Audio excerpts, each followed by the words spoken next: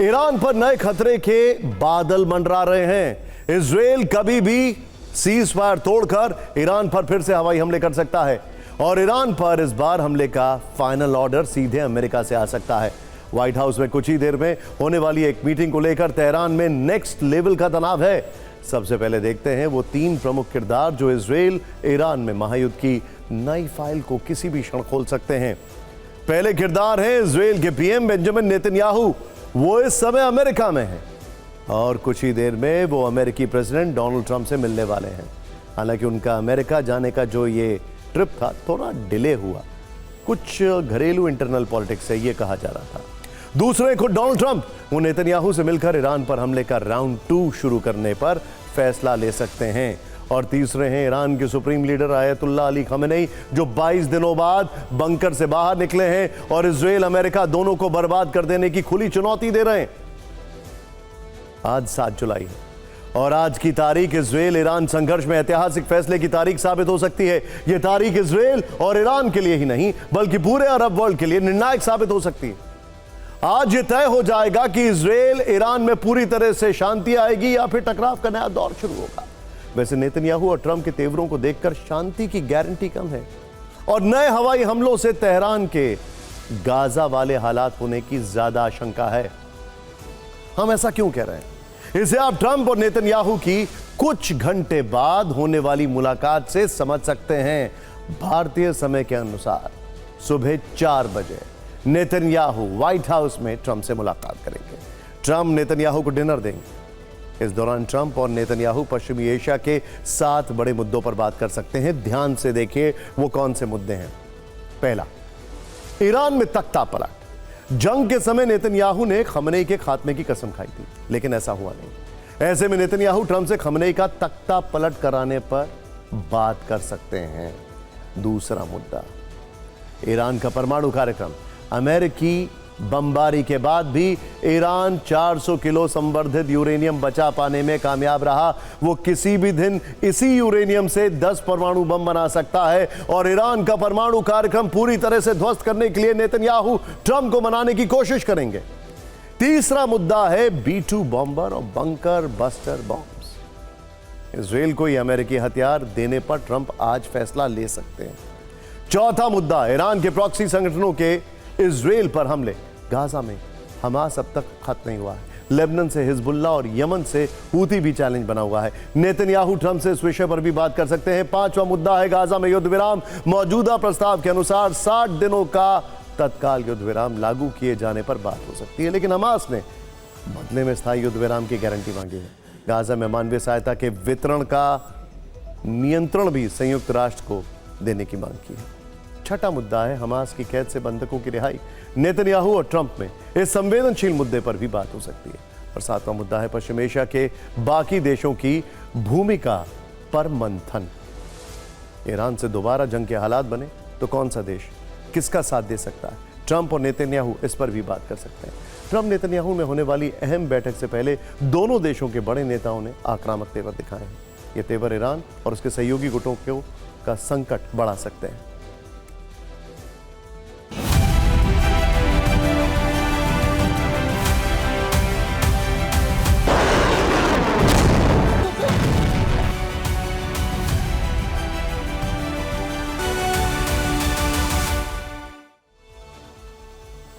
Interesting है। क्यों interesting है? क्योंकि पिछली बार ट्रंप ने नेतन्याहू को हमला करने से मना कर दिया था। एक्सियोस में खबर भी छपी थी कि दोनों के बीच में काफी बहस हुई, लेकिन तब भी ईरान पर नेतन्याहू ने हमला कर दिया। आज की बैठक में क्या होगा और नेतन्याहू पर इसका कितना असर होगा? अब बात ईरान के सुप्रीम लीडर खमेनी की, जो आज भी अमेरिका और इजराइल के लिए एक चैलेंज है। वो बंकर में 22 दिनों तक छिपे रहे, वो भी इजरायली इंटेलिजेंस की निगाहों से दूर, और अब वो बंकर से बाहर हैं और इजराइल और अमेरिका के विरुद्ध हुंकार भर रहे हैं। वो लंबे वक्त के बाद एक शोक सभा में दिखाई दिए। तस्वीरें देखिए यहां पर, कड़ी सुरक्षा के बीच लोगों के सामने आए। ईरान के सरकारी टीवी चैनल्स ने उन्हें भीड़ की ओर हाथ हिलाते हुए दिखाया। जहां बड़े बड़े अधिकारी तो मौजूद थे, लेकिन कई IRGC के कमांडर नहीं थे, क्योंकि उनके पास खमेनी को बचाने वाला बंकर नहीं था और वो इजरायली मिसाइलों के शिकार हो गए। इससे कुछ दिन पहले उनका एक रिकॉर्डेड वीडियो स्टेटमेंट जारी हुआ था जिसमें उन्होंने कभी सरेंडर ना करने की बात कही थी। खमेनी का सही सलामत होना नेतन्याहू का मिशन इंपॉसिबल है। ईरान पर बेहिसाब बमबारी करने वाले इजराइल को खमेनी का यह लेटेस्ट वीडियो परेशान कर रहा होगा, क्योंकि खमेनी से ही प्रॉक्सी संगठनों को संजीवनी मिलती है। इसीलिए उन्होंने जब अमेरिका के लिए उड़ान भरी तो उसी समय इजराइल ने ईरान के समर्थित गुटों के खिलाफ ऑपरेशन ब्लैक फ्लैग चलाया, जिसमें प्रमुख तौर पर यमन में हूती विद्रोही टारगेट पड़ते हैं। हालांकि अटैक लेबनान में हिजबुल्लाह पर भी हुआ और सीरिया में भी आईडीएफ ने ग्राउंड ऑपरेशन चलाया और साथ में गाजा में हमास के ऊपर भयंकर बमबारी की। इजराइल ने यमन में 20 फाइटर जेट से हूती के ठिकानों पर बमबारी की है। यमन के 3 पोर्ट पर एक साथ हमला कर दिया। हमले के बाद 500 से ज्यादा कंटेनर खाक हो गए। बताया जा रहा है इन्हीं पोर्ट से हथियारों की सप्लाई होती थी हूती को। आईडीएफ की बमबारी में 50 से ज्यादा बोट तबाह हो गई। इजराइल ने ऑपरेशन ब्लैक फ्लैग चलाकर हूती के 60 से ज्यादा ठिकानों पर हमले किए हैं। हूती की स्ट्रैटेजिक पोजीशन पर स्ट्राइक किए। हमले के बाद हूती के सैन्य छावनी में भगदड़ मची है। हूती के कई लड़ाके मारे जाने का दावा किया गया है। इजरायली हमले में यमन का सेंट्रल पावर प्लांट पूरी तरह से तबाह हो गया है। हूती ने तेल अवीव में बेन गुरियन एयरपोर्ट पर मिसाइल दागी थी। आईडीएफ ने ब्लैक फ्लैग ऑपरेशन से बदला लेने का दावा किया। हालांकि इसके बाद भी हूती विद्रोही झुकने को तैयार नहीं है। उन्होंने जवाब में इजराइल पर मिसाइल लॉन्च की। हूती के मिसाइल को रोकने में इजराइल का एयर डिफेंस सिस्टम फेल रहा। लाल सागर में भी हूती ने बड़ा हमला किया। यमन तट के पास खड़े जहाज पर फायरिंग की, ग्रेनेड अटैक किया। यमन ने इसके बाद इजराइल को धमकी दी है, कहा है कि वो इजरायली हमलों से नहीं डरेगा। उधर इजराइल ने लेबनान को भी दिलाया था। हिजबुल्लाह के ठिकानों पर बमबारी की थी। लेबनान के बेका शहर में भीषण तबाही मची।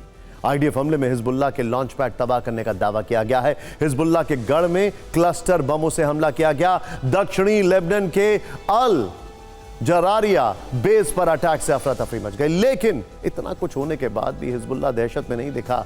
इजराइल अमेरिका के सामने कभी सरेंडर न करने का प्रण लिया। वैसे आज ही हिजबुल्लाह के सरेंडर के लिए अमेरिका का नया प्लान सामने आया। लेबनान से अमेरिका की बातचीत हुई। अमेरिका के खास दूत थॉमस बैरेक ने बेरूत में लेबनान के बड़े नेताओं से मुलाकात की। इस मीटिंग में उन्होंने ईरान समर्थित हिजबुल्लाह को 4 महीने में पूरी तरह हथियार छोड़ने का प्रस्ताव रखा, लेकिन हिजबुल्लाह ने इस ऑफर को ठुकरा दिया। सूत्रों के मुताबिक हिजबुल्लाह ने साफ कह दिया है कि जब तक इजराइल पूरी तरह से अपनी सेना वापस नहीं बुला लेता, उसके लोगों पर हमले नहीं रुक जाते, तब तक वो हथियार नहीं डालेगा। बात करते हैं प्रोपेगेंडा वाले चीन की। हर चीज इनकी खराब होती है, झूठ होती है। उसका अगला सबूत देखें। हम आपको चीन की प्रोपेगेंडा फाइल खोल कर दिखाते हैं कि इसमें कितना झूठ है। आपको चीन के राष्ट्रपति शी जिनपिंग का राफेल वाला खौफ दिखाते हैं। आपको याद होगा मई में जब भारत और पाकिस्तान के बीच सैन्य तनाव हुआ था और सिर्फ 4 दिनों में भारतीय सेना ने मुनीर आर्मी को सरेंडर करने के लिए मजबूर कर दिया था। तब भारत की जीत के बाद पाकिस्तान से लेकर भारत में बैठे बहुत सारे लोग ये जानना चाहते थे कि भारत को कितना नुकसान हुआ है और भारत ने इस सैन्य संघर्ष में अपने कितने राफेल जेट खो दिए। लेकिन अब इसे लेकर फ्रांस से एक बड़ी इंटरेस्टिंग रिपोर्ट आई है। इसमें बताया गया है कि राफेल वाला ये प्रोपेगेंडा प्रोडक्ट असल में जिनपिंग की दुकान से सप्लाई हुआ था और जिनपिंग और उनके अधिकारी पूरे तन मन धन के साथ इस प्रोपेगेंडा को बढ़ाने में लगे थे। यह दावा फ्रांस की एक सीक्रेट रिपोर्ट में किया गया है, जिसमें जिनपिंग की कूटनीति नहीं बल्कि धूर्त नीति छपी हुई। सोचिए, दरअसल फ्रांस से जो रिपोर्ट जारी हुई है उसमें बताया गया है कि भारत पाक सैन्य तनाव में राफेल को नुकसान का प्रोपेगेंडा असल में चीनी दूतावास से निकला था।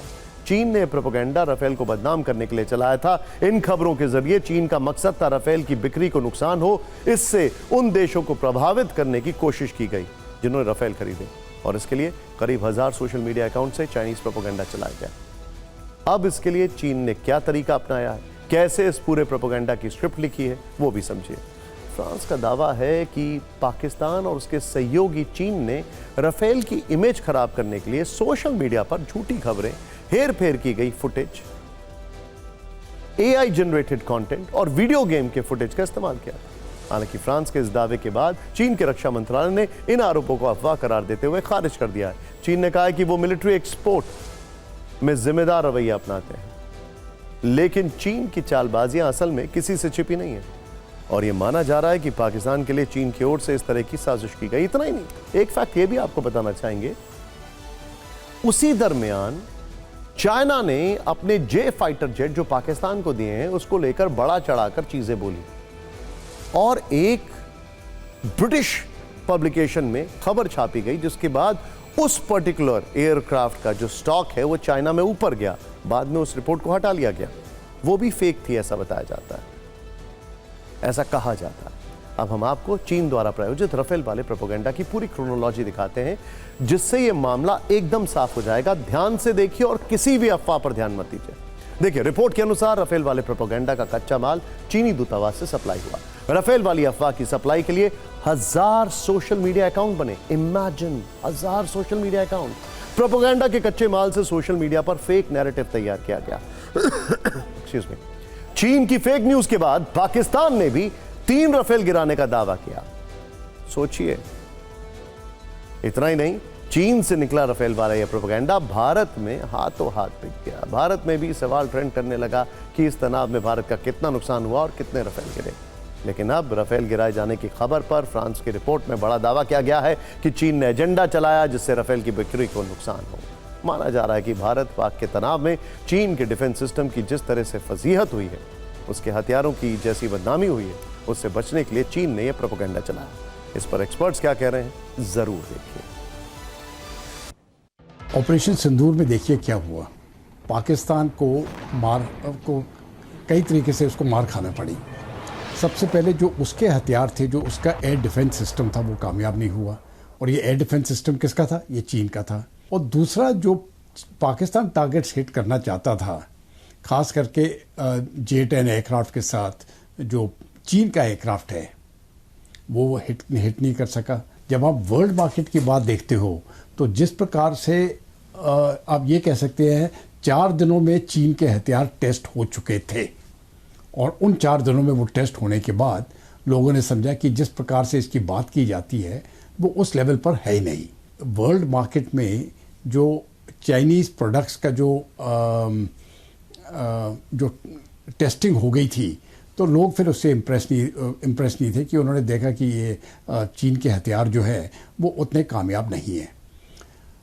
अब जाके इस इम्प्रेशन को दूर करने के लिए, ये जहाँ तक चीन की बात है, उन्होंने फिर अपना ये प्रोपेगेंडा शुरू कर दिया, और जितने भी उनके एम्बेसीज थे वहाँ पर उन्होंने ये बताने की कोशिश की कि ऑपरेशन सिंदूर में भारत की बहुत हार हुई, पाकिस्तान की जीत हुई, पाकिस्तान ने जो भी किया वो कामयाब हुए, और भारत ने जो किया वो कामयाब नहीं हुए। अब आप देखिए विडंबना, ये चाइना कितना झूठ फैला रहा है। और जो Chinese air defence system Pakistan में लगाए गए थे, भारत ने सबसे पहले उन्हीं को टारगेट करके हिट करके बर्बाद कर दिया। जो रक्षा के लिए लगाए गए थे वही सबसे पहले बर्बाद हो गए, वो अपनी रक्षा नहीं कर पाए। सोचिए, ये है चीनी माल, और इसके बाद पाकिस्तान अब इधर उधर घूम रहा है दुनिया में कि उसको कहीं से एयर डिफेंस सिस्टम मिल जाए। न जाने ट्रंप क्या करते हैं, शायद मेहरबान हो जाए। खैर, हालांकि आज सभी लोगों को यह सुनना चाहिए कि इन दावों पर, नुकसान की खबरों पर chief of defence staff Anil Chauhan ने एक इंटरव्यू में क्या कहा था। चीनी हथियारों की एक्सपायरी डेट आ चुकी है, बल्कि वो बनने के साथ ही एक्सपायर हो जाते हैं। लेकिन जिनपिंग की रिटायरमेंट डेट, खबर जरा ध्यान से देखिए। जिनपिंग के इस प्रोपेगेंडा के बीच चीन के राष्ट्रपति को लेकर एक और दिलचस्प सवाल जो है वो ट्रेंड कर रहा है, और वो सवाल है, क्या शी जिनपिंग सरकार का टाइम खत्म होने वाला है? हमने आपको इससे मिलती जुलती एक रिपोर्ट दिखाई थी, लेकिन इसमें जो डिटेलिंग है वो जरा ध्यान से देखिएगा। क्या शी जिनपिंग रिटायर होने वाले हैं?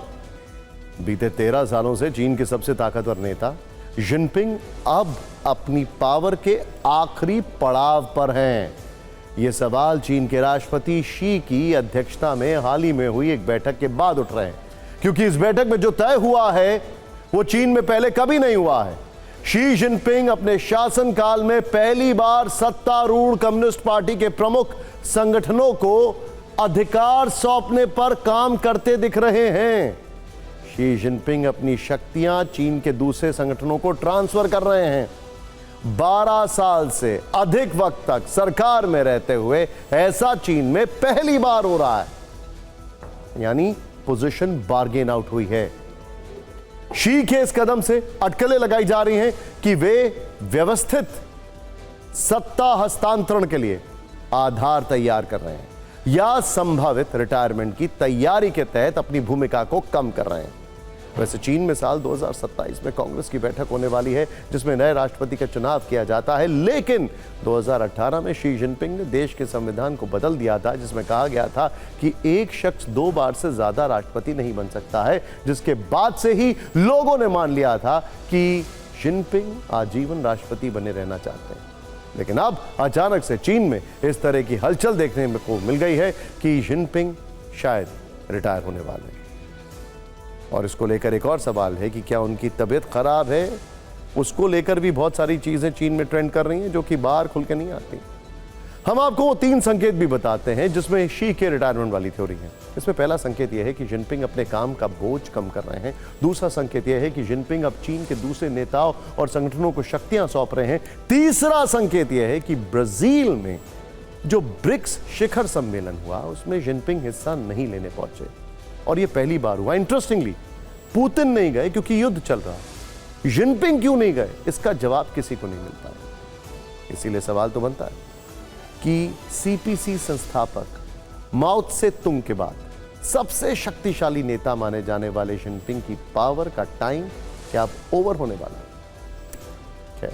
अब हम आपको एक फिल्म दिखाएंगे जिसका नाम है डर। इस फिल्म के मुख्य किरदार हैं अमेरिका के राष्ट्रपति डोनाल्ड ट्रंप, जो खुद को हमेशा नायक की तरह पेश करते हैं, बात चाहे सीजफायर की हो या फायर की। ट्रंप को लगता है कि उनका हर फैसला सही है, लेकिन फिलहाल खुद को सुपर हीरो समझने वाले ट्रंप डरे हुए हैं। ब्राजील में ब्रिक्स देशों की बैठक से आए संकेतों ने उनको डरा दिया है, इसीलिए उन्होंने हमेशा की तरह अपनी टैरिफ वाली लाठी चलाने की धमकी दी है। फिक्र के फैंस में मन में यह सवाल होगा कि ट्रंप के अंदर यह डर वाली फीलिंग कैसी है। ट्रंप को यह डर है कि एक सदी से चल रही अमेरिकी डॉलर की बादशाहत कांप जाएगी। ट्रंप बौखलाए हुए हैं कि ब्रिक्स देशों की समिट में भारत, रूस, चीन जैसे देश ने उनके मनमाने टैरिफ का विरोध किया है। चीन, भारत और रूस जैसे ताकतवर देशों को एक मंच पर देखकर ट्रंप को घबराहट हो रही है।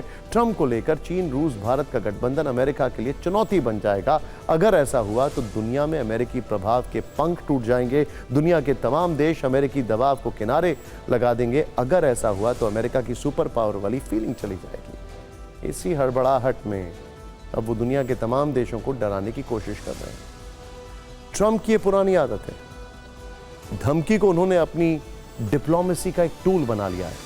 अब डर वाली इस फीलिंग के बीच ट्रंप ने ब्रिक्स पर टैरिफ वाली ईंट मार दी है। धमकी दी है कि ब्रिक्स की अमेरिका विरोधी नीतियों से जुड़ने वाले किसी भी देश पर 10% अतिरिक्त टैरिफ लगाया जाएगा। लेकिन ट्रंप ने यह नहीं बताया कि वो ब्रिक्स के किस कदम को अमेरिका विरोधी मानते हैं। इस धमकी से ठीक पहले, एक दिन पहले, ब्रिक्स देशों यानी ब्राजील, रूस, भारत, चीन, दक्षिण अफ्रीका और बाकी देशों के नेताओं ने ट्रंप की टैरिफ वाली पॉलिसी की खुलकर आलोचना की थी।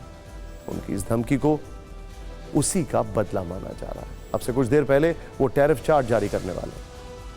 अब से कुछ देर बाद वो टैरिफ चार्ट जारी करने वाले हैं। ब्रिक्स देशों में पिछले कई वर्षों से स्विफ्ट पेमेंट सिस्टम की तर्ज पर अपना पेमेंट सिस्टम बनाने की चर्चा होती रही है। 2023 में ब्राजील के राष्ट्रपति लूला डा सिल्वा ने एक समिट के दौरान कहा था कि ब्रिक्स संगठन के देशों को व्यापार के लिए एक नई करेंसी बनाने की जरूरत है। हालांकि इसे लेकर अभी तक कोई सहमति नहीं बन पाई है, लेकिन ब्रिक्स देशों के प्लान ने ट्रंप को डॉलर वाला डिप्रेशन दे दिया। अमेरिकी डॉलर करीब एक सदी से दुनिया की रिजर्व करेंसी रहा है। 2023 से पहले तक पेट्रोलियम का करीब पूरा कारोबार डॉलर में किया जाता था। 2023 में यह तस्वीर बदल गई।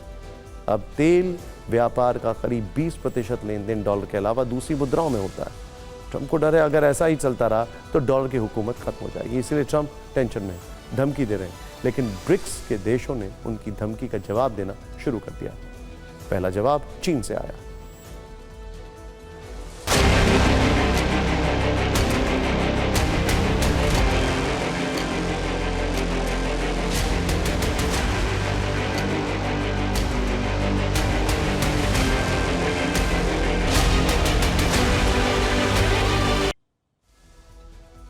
दरअसल प्रॉब्लम यह है कि अमेरिका पूरी दुनिया में एक बिग ब्रदर एटीट्यूड लेकर चलता है। वो सोचता है कि वो जो कहेगा पूरी दुनिया वही सुनेगी, वही करेगी, क्योंकि उसके पास डॉलर है। लेकिन अब सोचिए क्या हो रहा है, चेंज कैसे आ रहा है। पूरी दुनिया का जो टोटल जीडीपी है उसका 35% ब्रिक्स देशों के पास और सिर्फ 30% G7 के पास। यह आंकड़ा ध्यान रखिएगा। ब्रिक्स दुनिया की 11 प्रमुख उभरती हुई अर्थव्यवस्थाओं वाले देशों का एक समूह है। इनमें ब्राजील है, रूस है, भारत, चीन, दक्षिण अफ्रीका शामिल है, मिस्र, इथियोपिया, ईरान, संयुक्त अरब अमीरात, सऊदी अरब और इंडोनेशिया भी इसके सदस्य हैं। ट्रंप इस संगठन को अमेरिका के लिए चुनौती मानते हैं, इसीलिए जब जब ब्रिक्स का जिक्र आता है वो धमकी देने लगते हैं। दूसरी बार राष्ट्रपति बनने के कुछ ही दिन के बाद ही ट्रंप ने कहा था कि वो ब्रिक्स देशों पर 100% टैरिफ लगाएंगे। कुछ दिन बीतने पर ब्रिक्स को ट्रंप ने डेड घोषित किया और दावा किया कि उनकी 100% टैरिफ की धमकी के बाद ये खत्म हो गया। फिर ट्रंप ने फूट डालो वाली नीति अपनाई, कहा कि टैरिफ धमकी के बाद ब्रिक्स के देशों में मतभेद है और ये संगठन टूट गया। जब ट्रंप की ये नीति भी काम नहीं आई तो फिर धमकी वाली कूटनीति पर उतर आए हैं और ब्रिक्स देशों को परिणाम भुगतने की चेतावनी दे रहे हैं। 100% टैरिफ से शुरू हुई ट्रंप की धमकी अब 10% टैरिफ तक पहुंच चुकी है। ऐसे में दुनिया उनकी धमकी वाली हवाबाजी को समझने लगी। ट्रंप भी जानते हैं कि ब्रिक्स से टकराना उनके लिए आसान नहीं है, क्योंकि 40 से ज़्यादा देशों ने ब्रिक्स में शामिल होने की इच्छा जताई है। ऐसे में भविष्य में ब्रिक्स देशों की ताकत बढ़ना तय है।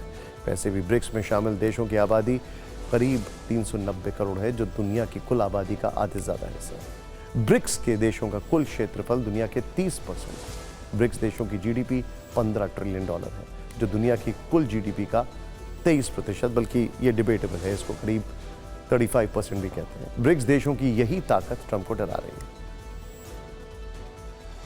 अमेरिका को ये लगता है कि अगर ब्रिक्स को अपनी तरह से काम करने दिया गया तो वो अमेरिका के वर्चस्व के लिए खतरा होगा, G7 के वर्चस्व के लिए एक खतरा होगा और इससे इसको दूर धकेलने के लिए, वो ब्रिक्स को छोटा करने के लिए वो प्रयास में लगे हैं। तो इस तरह से ट्रंप साहब को अपने जो वर्ल्ड व्यू है उस पर एक ब्रिक्स एक खतरा मंडराते हुए नजर आते हैं। ब्रिक्स एक बहुत ही ताकतवर ग्रुप बन रहा है, ब्रिक बाय ब्रिक। ब्राजील में चल रही ब्रिक्स समिट में भारत को एक बड़ी राजनीतिक जीत मिली है और यह बड़ी इंपॉर्टेंट जीत है। ये एक बहुत ही बड़ी पॉलिटिकल या ये कहें डिप्लोमेटिक जीत है, या इंटरनेशनल पॉलिटिक्स में भारत के लिए बहुत बड़ी जीत है, आप कुछ भी कह सकते हैं, क्योंकि ब्रिक्स देशों के संयुक्त घोषणा पत्र यानी जॉइंट स्टेटमेंट में जम्मू कश्मीर के पहलगाम में हुए आतंकी हमले की कड़े शब्दों में निंदा की गई है। This is very big. प्रधानमंत्री नरेंद्र मोदी ने पाकिस्तान को आतंकवाद का समर्थन करने के लिए आड़े हाथों लिया और आतंक के खिलाफ एकजुटता की अपील की है। सबसे बड़ी बात यह है कि ब्रिक्स समिट के दौरान चीन भी मौजूद था और ईरान भी। चीन की मौजूदगी में आतंकवाद पर पाकिस्तान की फसीहत हुई है। ब्रिक्स घोषणा पत्र में कहा गया है कि आतंकवाद किसी भी रूप में स्वीकार नहीं किया जा सकता। यह पहली बार है जब ब्रिक्स जैसे मंच पर भारत में हुए किसी आतंकी हमले की इतनी स्पष्ट निंदा की गई है। और यकीन मानिए, जॉइंट स्टेटमेंट में अगर इन वर्डिंग्स का इस्तेमाल हुआ है तो यह भारत की इंटरनेशनल प्लेटफॉर्म पे एक बहुत बहुत बड़ी जीत है, वो भी उस संगठन में जिसके मेंबर चीन और ईरान दोनों। इस खबर को जरा ध्यान से देखिएगा, क्योंकि हम बात कर रहे हैं एक ऐसे एयरक्राफ्ट की जो 5th जनरेशन है, खतरनाक है, कहर बरपा सकता है। लेकिन अमेरिका के उस स्टेल्थ फाइटर जेट की हम बात कर रहे हैं जिसे लकवा मार गया है। करीब 950 करोड़ के इस F-35B लड़ाकू विमान की हालत क्या हो गई है, ये देखिए। ये है तो वैसे ब्रिटेन का, लेकिन मेड इन अमेरिका। आप इस वीडियो में देख सकते हैं कि कल से ये वीडियो दुनिया भर में वायरल है। आसमान का बेताज बादशाह जमीन पर, ये देखिए, टो किया जा रहा है। ये देखिए, रेंग रहा है अपने दम पर नहीं, एक छोटी सी गाड़ी के साथ है। वो बेशकीमती नगीना जिसे अमेरिका ने सर्वशक्तिमान फाइटर जेट का तमगा दिया है, दुनिया में घूम घूम कर जिसका प्रचार किया, ये बेचा गया कि अगर आपकी सेना में F-35 है तो आप अजय हैं। उस अजय स्टेल्थ की ऐसी हालत होगी ये उसने कभी सोचा भी नहीं होगा। ये देखिए हैंगर में खड़ा है, देख रहे हैं आप। अब आगे सुपर फाइटर जेट के साथ क्या होने वाला है इस रिपोर्ट में देखिए।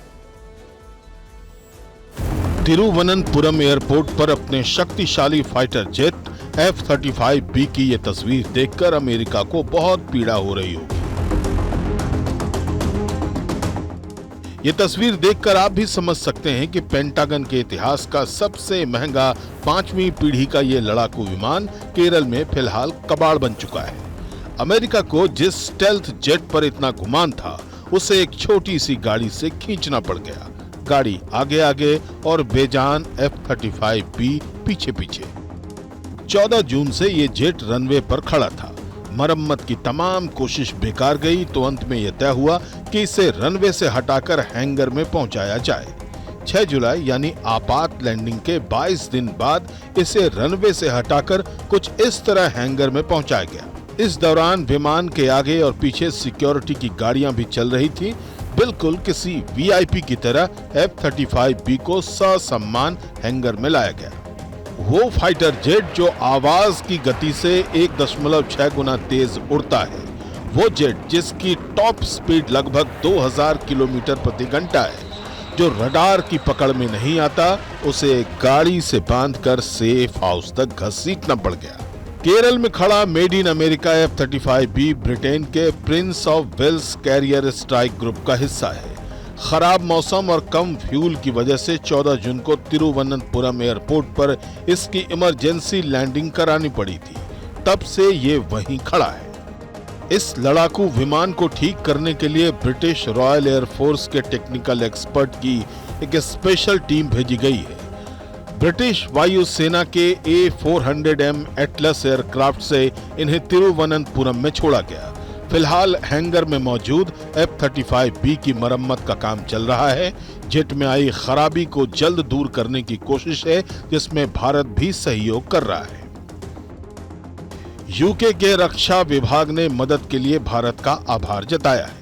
शुरुआती जांच में यह पता चला था कि फाइटर जेट का हाइड्रोलिक सिस्टम फेल हो गया, जो काफी गंभीर है क्योंकि यह सिस्टम सुरक्षित लैंडिंग और टेक ऑफ के लिए जरूरी है।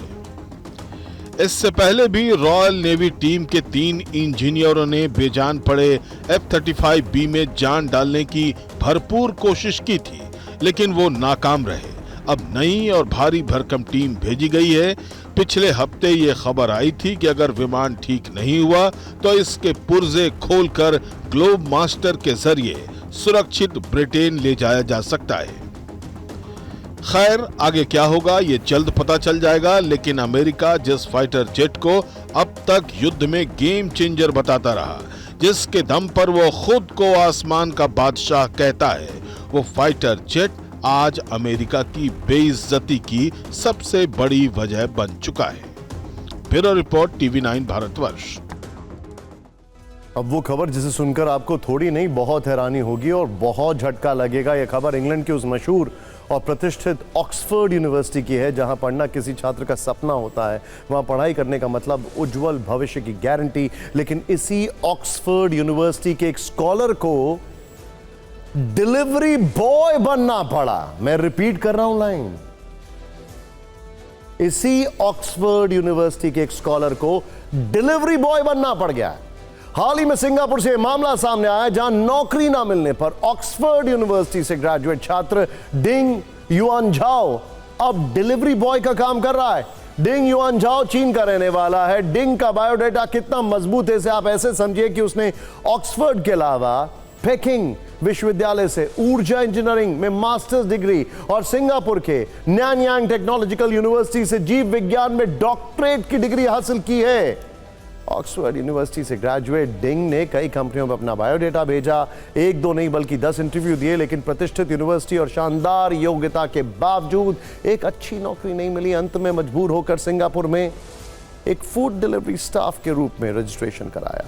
प्रतिदिन 10 घंटे काम करके वो हफ्ते में 47,000 रुपए कमा लेता है। सिंगापुर में डिलीवरी बॉय बने डिंग ने सोशल मीडिया पर लिखा, ये एक स्थिर नौकरी है, मैं इस आय से अपने परिवार का भरण पोषण कर सकता हूं, ये कोई बुरी नौकरी नहीं है। डिंग के शब्दों में उनका दर्द छलकता है। डिंग ने कभी नहीं सोचा होगा कि ऑक्सफोर्ड से पढ़ने के बाद एक दिन डिलीवरी एजेंट बनना होगा। जाहिर है ऑक्सफोर्ड छात्र के डिलीवरी बॉय बनने पर दुनिया भर में विमर्श चल रहा, सोशल मीडिया पर बहस छिड़ गई। ऑक्सफोर्ड यूनिवर्सिटी दुनिया की नंबर 1 यूनिवर्सिटीज में से मानी जाती है।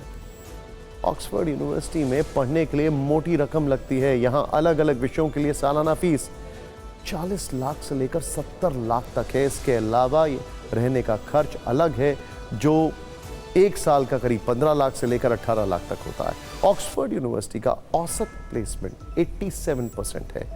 ऑक्सफोर्ड बिजनेस स्कूल की MBA एम्प्लॉयमेंट रिपोर्ट 2022-23 बताती है कि यहां से पढ़ाई पूरी करने वाले 82% छात्रों को 3 महीने के अंदर ऑफर मिल गया था।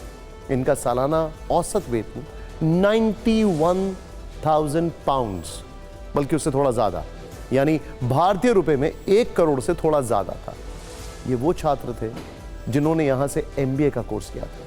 अक्सर लोग बैंक से कर्ज लेकर हायर स्टडीज में जाते हैं, नामी गिरामी यूनिवर्सिटीज में बड़ी उम्मीदों के साथ प्रवेश पाते हैं, महंगे कोर्सेज में दाखिला लेते हैं, ये उम्मीद करते हैं कि उन्हें मोटी सैलरी वाली नौकरी मिलेगी। लेकिन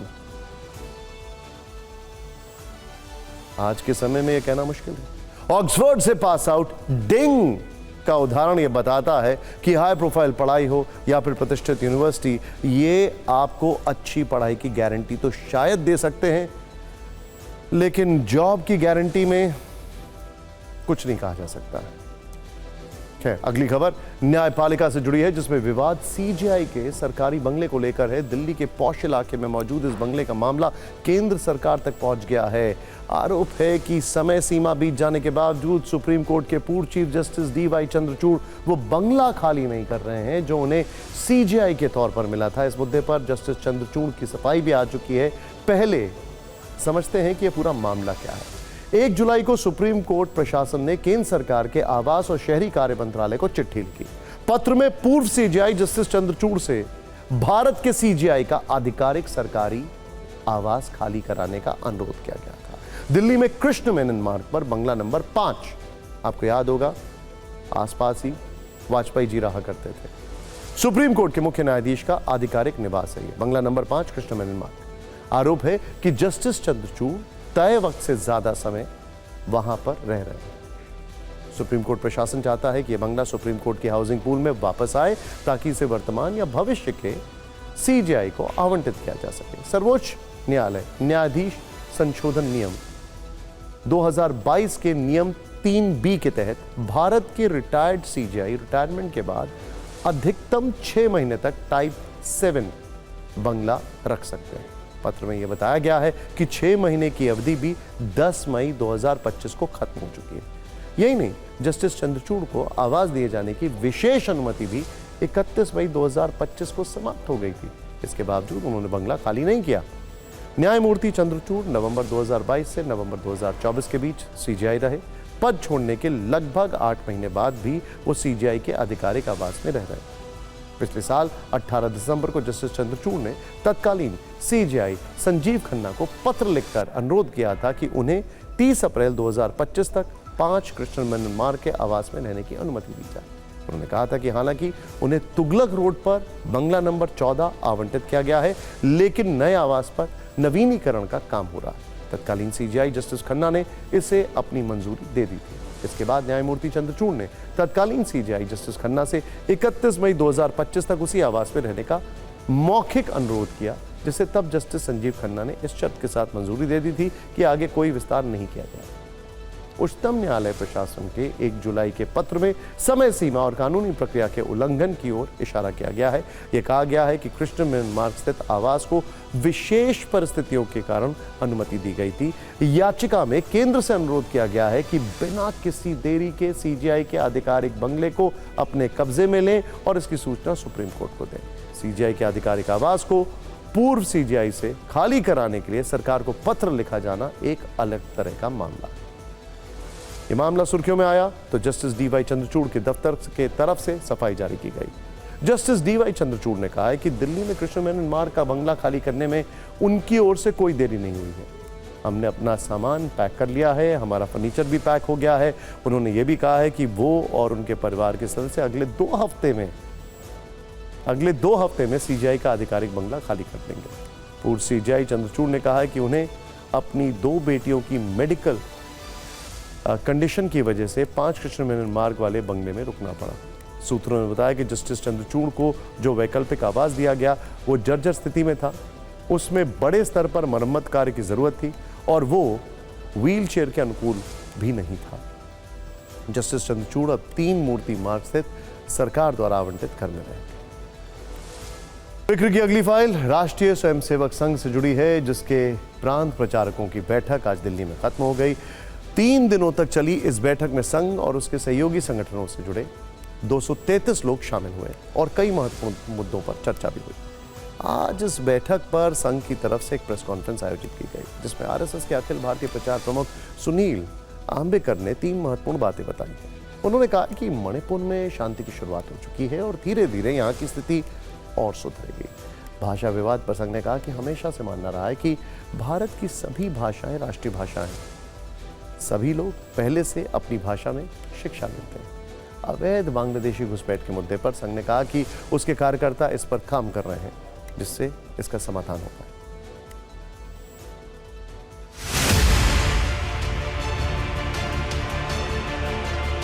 जब कोई जगह पर परिस्थितियां बिगड़ती है तो एक दिन में वो ठीक नहीं होती, लेकिन निश्चित रूप से अगर एक पिछले वर्ष की तुलना में अगर देखा जाए तो निश्चित रूप से एक थोड़ी शांति आने लगी है, शुरुआत हुई है शांति की, और धीरे धीरे जो हमारी दृष्टि से जो दोनों तरफ संवाद हो रहा है तो धीरे धीरे रास्ते निकलेंगे इससे। ऐसा है, संघ की मतलब बहुत पहले से ये भूमिका है कि भारत की सभी भाषा राष्ट्रीय भाषा है और अपने अपने जगहों पर लोग अपनी अपनी भाषा में और बातें करते हैं। प्राथमिक शिक्षा उसी में लेना चाहिए, ये आग्रह भी सबका लगा हुआ है। तो मुझे लगता है ये बात तो पहले से स्थापित है। संघ के कार्यकर्ता निरंतर काम कर रहे हैं, जैसे मैंने आपको बताया, और हम लोगों ने पहले भी इन विषयों पर लगातार जागृति का काम किया है और लगातार अपने कार्यकर्ता देश भर में या उन प्रांतों में, उन जगहों पर जहां ये समस्या अधिक है, वहां पर भी प्रयास करते रहते हैं। जिस की आशंका थी, भाजपा हर मोर्चे पर धीरे धीरे कमजोर होती जा रही है। सारे कार्ड फेंक दिए, सब उल्टे पड़ते जा रहे हैं। तो अब आरएसएस उसकी मदद के लिए इस देश को 2 टुकड़ों में बांटने की कोशिश कर रही है। हमारी अगली खबर राजधानी दिल्ली के लिए एक ऐसी सीख है जिसे अगर सही से इस्तेमाल किया जाए तो देश की करीब 50% और दिल्ली की करीब 70% आबादी को सीधा फायदा होगा। दरअसल फ्रांस की राजधानी पेरिस में एक नदी है, इसका नाम है सीन नदी। ये इतनी गंदी थी कि पिछले करीब 100 वर्षों से बंद थी। इसमें स्विमिंग और नहाने पर प्रतिबंध था, लेकिन 100 वर्षों बाद पिछले शनिवार को सीन नदी आम लोगों के लिए खोल दी गई। अब ये नदी प्रदूषण मुक्त है, यहाँ का पानी बिल्कुल साफ और लोग इसमें डुबकी लगा रहे हैं। पिछले 10 वर्षों से सीन नदी को साफ करने का काम चल रहा था। इस पर 13,755 करोड़ रुपए खर्च हुए और अब ये पूरी तरह से साफ हो गई है। इतना ही नहीं, ये इतनी साफ है कि वर्ष 1923 के बाद पहली बार लोग इसमें स्विमिंग कर रहे हैं।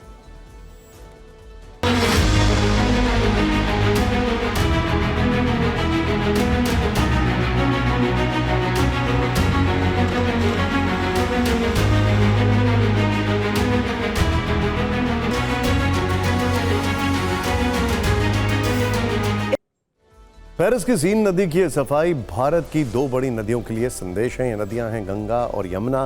पहले यमुना की बात करते हैं, जो इतनी गंदी है कि इसमें स्विमिंग और नहाने की बात तो भूल जाएं। इसके 100 मीटर के दायरे में भी आप अगर खड़े हो जाएंगे तो आपको सांस लेना मुश्किल हो जाएगा। यमुना की स्थिति ये है कि देश की करीब 6 करोड़ आबादी यमुना से जुड़ी है। दिल्ली में 70% पानी की सप्लाई यमुना से होती है। अगर सीन नदी से तुलना करें तो सीन नदी को साफ करने में 10 वर्ष का वक्त लगा और खर्च 13,755 करोड़ रुपए हुए, जबकि यमुना नदी की सफाई की शुरुआत 1993 में हुई थी, यानी 32 वर्ष पहले, और 372 करोड़ खर्च हो चुके हैं। लेकिन तस्वीर ऐसी है कि गंदगी का कोई नोबेल पुरस्कार होता तो वो यमुना नदी को ही मिलता।